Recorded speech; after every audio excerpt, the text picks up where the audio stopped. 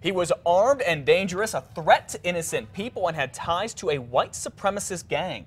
Yeah, that's what Albuquerque's police chief says about the man officers shot and killed Tuesday night. 3 officers shot Parrish Dennison after police chief Ray Schultz says the suspect had a gun and led them on a chase for about an hour and a half near Monalan, Louisiana. Dennison has a long rap sheet and was wanted in San Juan County. The SWAT standoff with him started when Chief Schultz says a woman tried to return some stolen things to a music store. Officers arrested her and say Dennison and another man took off. They are still looking for that other man. Opening statements will begin in just a few hours in the civil lawsuit against the Albuquerque Police Department and one of its officers. The family of Kenneth Ellis is suing after Officer Brett Lampreece Tremba shot and killed him outside the 7-Eleven in the Heights in 2010. Ellis was an Iraq War veteran. He had post-traumatic stress disorder and was pointing a gun at his own head. A state judge ruled the shooting violated Ellis's constitutional rights, but Chief Ray Schultz told CBS News that he stands by Lampreece Tremba, saying the officer thought that Ellis was a threat. The jury will decide how much the shooting will cost the city, whether the traffic stop that led to the standoff was illegal, and whether the department's hiring and training policies contributed to that shooting. And 2 fathers whose sons were killed by Albuquerque police officers in the past few years spoke out last night at the U.S. Department of Justice's latest public meeting about the police department here. Mike Gomez's son, Alan, was shot and killed in 2011 while holding a spoon, and Kenneth Ellis Sr.'s son, the veteran who had PTSD, was shot and killed while holding a gun to his own head in 2010. That's a story we just talked about. Gomez and Ellis claim that Albuquerque's police department is covering up for its cops and their sons did not have to die, and both say they think it is the same situation where an officer shot and killed a man just this past Tuesday. They're going to cover it up. There's going to be all these officers on the scene.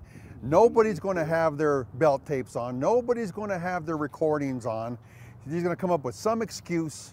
It's always an excuse. There is a blue code of silence which they lie to cover up for their fellow officers, and it's just wrong. It's totally wrong. So with Tuesday's shooting, Albuquerque police have shot 25 people since 2010 and killed 18 of them. The Department of Justice has been investigating APD for using excessive force since last November and has had 4 meetings like that one to hear what people think about the police department. About 3 million gallons of radioactive waste could be shipped to New Mexico. The waste is coming from tanks at the Hanford Nuclear Reservation in Washington State, which are leaking. The waste would ultimately be disposed of near Carlsbad. The transfer would only account for a fraction of the roughly 50 million gallons of waste currently at the Washington facility. Breaking Bad actor Stephen Michael Quesada is making plans for his new role on the Albuquerque School Board. There's no way you're going to be able to attack the achievement gap. There's no way you're going to be able to attack the graduation rate until we can shrink class sizes. That means we need to use the money we get for buildings to build buildings. They talk about jobs in New Mexico. I got a great idea. Let's hire a bunch of teachers because we need them.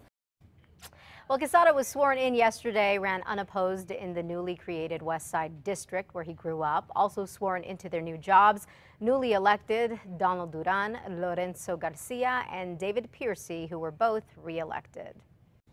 A little girl, this one who vanished more than a year ago in Michigan, has turned up here in New Mexico. Authorities say Morgan Hayes' father took that girl even though he did not have custody of her. Torrance County Sheriff's deputies got a tip a few months back that Michael Hayes here and his daughter might be there. And late last week, deputy tracked them down to a home in Cedar Crest. Morgan is safe. Her dad is now in jail. A registered sex offender released on parole is back in jail after 5 short weeks of being free. The correction department says that 40-year-old Shiloh Morgan attacked an employee at a Rio Rancho apartment complex late last month. The woman says Morgan was looking to rent an apartment when he forcibly kissed her twice, but she was able to push him off. Rio Rancho police arrested Morgan later at his home. He's now charged with battery as well as a parole violation. Morgan was on parole for armed robbery. He was also convicted back in 1997 for raping a minor. The man who had been defending a malt shop at the center of the minimum wage fight now says he is not the owner.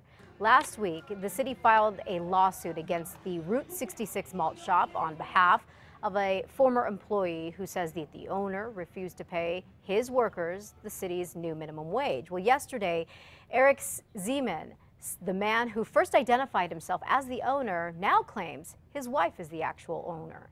The judge ordered the Siemens and their son to stay away from the former employee. But everything else, including possibly forcing the business to pay the new minimum wage, will be decided at a trial set for January 2014. Oh. Well, one plan to push driver's licenses bills through the roundhouse has been stalled. Representative Nate Gentry, a Republican, tried to bypass the committee process and get the full House to vote on a bill that stops New Mexico from giving driver's licenses to illegal immigrants, except those brought here as kids. Now, the House needed to hold 4 votes to be able to do that, but on the 3rd, it deadlocked. The bill isn't dead just yet. It can still be heard in a House committee.